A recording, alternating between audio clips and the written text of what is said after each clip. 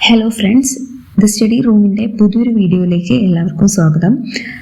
ഇന്ന് നമ്മൾ ഡിസ്കസ് ചെയ്യാൻ പോകുന്ന ടോപ്പിക്ക് LPG ഡിബേറ്റ്സ് ആണ്. അതായത് LPG എന്ന് പറയുന്നത് ലിബറലൈസേഷൻ, പ്രൈവറ്റൈസേഷൻ, ഗ്ലോബലൈസേഷൻ, ഇതിനെക്കുറിച്ചുള്ളൊരു ഡിബേറ്റാണ് പറയുന്നത്. അപ്പം സ്റ്റാർട്ട് ചെയ്യാം. 1991 ഇന്ത്യ ഗുരുതരമായ സാമ്പത്തിക പ്രതിസന്ധി നേരിട്ടപ്പോൾ പ്രധാനമന്ത്രി PV നരസിംഹറാവുവിൻ്റെ നേതൃത്വത്തിലുള്ള സർക്കാർ ധനകാര്യമന്ത്രി ഡോക്ടർ മൻമോഹൻ സിംഗിൻ്റെ നേതൃത്വത്തിൽ ഉദാരവൽക്കരണം, സ്വകാര്യവൽക്കരണം, ആഗോളവൽക്കരണം എന്നീ സാമ്പത്തിക പരിഷ്കാരങ്ങൾ നടപ്പിലാക്കി. ഇതാണ് പൊതുവെ LPG റിഫോംസ് അല്ലെങ്കിൽ ന്യൂ എക്കണോമിക് പോളിസി എന്ന പേരിൽ അറിയപ്പെടുന്നത്. അപ്പം ഓരോന്നും നമുക്ക് നോക്കുകയാണെങ്കിൽ ഫസ്റ്റ് തന്നെ ലിബറലൈസേഷൻ അഥവാ ഉദാരവൽക്കരണം, അതായത് സർക്കാർ നിയന്ത്രണങ്ങൾ കുറച്ച് സ്വകാര്യ മേഖലയ്ക്ക് കൂടുതൽ സ്വാതന്ത്ര്യം നൽകുക എന്നതാണ് ഉദാരവൽക്കരണത്തിൻ്റെ പ്രധാന ലക്ഷ്യം. അതായത് ലൈസൻസ്, ഇറക്കുമതി നിയന്ത്രണങ്ങൾ എന്നിവയിൽ ഇളവ് നൽകുക എന്നതാണ് ഉദാരവൽക്കരണത്തിൻ്റെ ലക്ഷ്യം എന്ന് പറയുന്നത്. അടുത്തത് പ്രൈവറ്റൈസേഷൻ ആണ്, അഥവാ സ്വകാര്യവൽക്കരണം. അതായത് സർക്കാർ സ്ഥാപനങ്ങൾ സ്വകാര്യ മേഖലയിലേക്ക് കൈമാറുകയോ സ്വകാര്യ മേഖലയുടെ പങ്കാളിത്തം വർദ്ധിപ്പിക്കുകയോ ചെയ്യുക. ഇതിൻ്റെ ലക്ഷ്യം കാര്യക്ഷമതയും മത്സരശേഷിയും വർദ്ധിപ്പിക്കലാണ്.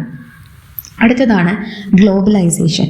ഗ്ലോബലൈസേഷൻ എന്ന് പറയുന്നത് ഒരു രാജ്യത്തിൻ്റെ സമ്പദ് വ്യവസ്ഥയെ ലോക സമ്പദ് വ്യവസ്ഥയുമായി ബന്ധിപ്പിക്കുക, വിദേശ നിക്ഷേപം, അന്താരാഷ്ട്ര വ്യാപാരം, സാങ്കേതിക വിദ്യ, മൂലധനം എന്നിവയുടെ ഒഴുക്ക് പ്രോത്സാഹിപ്പിക്കുക എന്നതാണ്. ഇപ്പം ഇന്ത്യൻ സമ്പദ് വ്യവസ്ഥയെ ലോക സമ്പദ് വ്യവസ്ഥയുമായി ബന്ധിപ്പിക്കുകയും സാമ്പത്തിക വളർച്ച കൈവരിക്കുകയും ചെയ്യുക എന്നതായിരുന്നു ഈ LPG നയത്തിൻ്റെ പ്രധാന ലക്ഷ്യം എന്ന് പറയുന്നത്.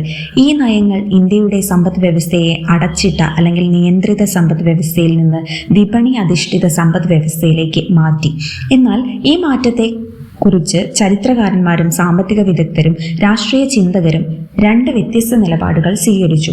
ചിലർ ഇത് ഇന്ത്യയുടെ സാമ്പത്തിക നവോത്ഥാനമായി വിശേഷിപ്പിച്ചപ്പോൾ മറ്റു ചിലർ ഇത് സാമൂഹിക അസമത്വത്തിനും നവ ഉദാരവാദത്തിൻ്റെ വ്യാപനത്തിനും, അതായത് നിയോ ലിബറലിസത്തിൻ്റെ വ്യാപനത്തിനും കാരണമായെന്ന് വിമർശിച്ചു. ആദ്യം നമുക്ക് അനുകൂലവാദങ്ങൾ എന്തൊക്കെയാണെന്ന് നോക്കാം. ഇന്ത്യയുടെ സാമ്പത്തിക വളർച്ചാ നിരക്ക്, അതായത് GDP ഗണ്യമായി വർദ്ധിച്ചു. അതാണ് ഒരു അനുകൂലവാദം. രണ്ടാമത്തത് വിദേശ നിക്ഷേപം, അതായത് FDI വർദ്ധിച്ചതോട് കൂടിയിട്ട് പുതിയ സാങ്കേതിക വിദ്യയും മൂലധനവും രാജ്യത്തേക്ക് ഒഴുകിയെത്തി. വ്യവസായങ്ങളിൽ മത്സരം വർദ്ധിച്ചതിനാൽ ഉൽപ്പന്നങ്ങളുടെ ഗുണനിലവാരം മെച്ചപ്പെട്ടു. IT, ടെലികോം, അതുപോലെ തന്നെ ബാങ്കിംഗ് മേഖലയിൽ പുതിയ അവസരങ്ങൾ സൃഷ്ടിക്കപ്പെട്ടു. ഉപഭോക്താക്കൾക്ക് കൂടുതൽ ഉൽപ്പന്നങ്ങളും മികച്ച സേവനങ്ങളും ലഭ്യമായി.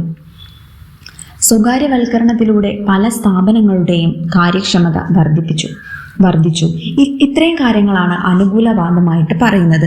ഇതിൽ ജഗദീഷ് ഭഗവതി എന്ന ഹിസ്റ്റോറിയൻ, അദ്ദേഹത്തിൻ്റെ അഭിപ്രായത്തിൽ അദ്ദേഹം ഈ ഒരു LPG നയത്തിൻ്റെ ശക്തമായിട്ടുള്ള അനുകൂലകരിൽ ഒരാളാണ്.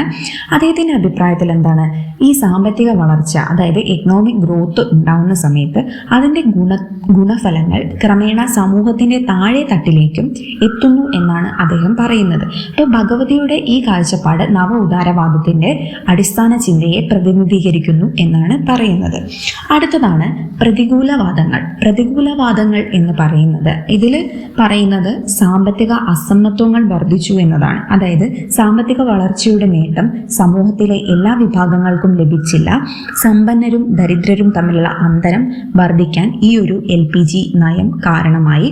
അതുപോലെ തന്നെ വലിയ ഇന്ത്യൻ കമ്പനികളുമായും ബഹുരാഷ്ട്ര കമ്പനികളുമായും മത്സരിക്കാൻ ഈ ഇന്ത്യയിലെ ചെറുകിട വ്യവസായങ്ങൾക്ക് ബുദ്ധിമുട്ടുണ്ടായി എന്നതാണ് മറ്റൊരു പ്രതികൂല കാരണം.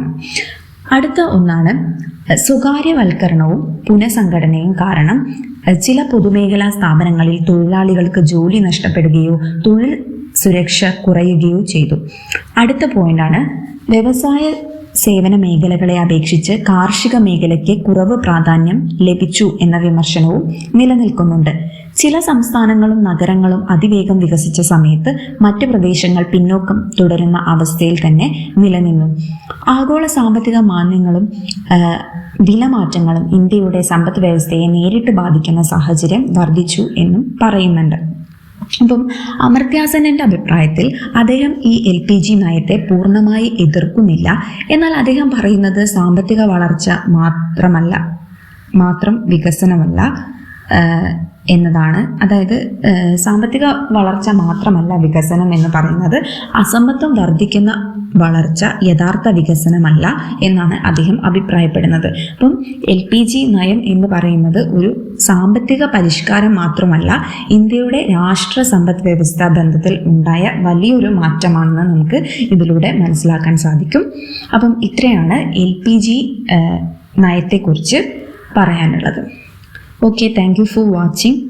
നിങ്ങൾക്ക് ഈ വീഡിയോ ഇഷ്ടമായിട്ടുണ്ടെങ്കിൽ പ്ലീസ് ഷെയർ ആൻഡ് സബ്സ്ക്രൈബ്.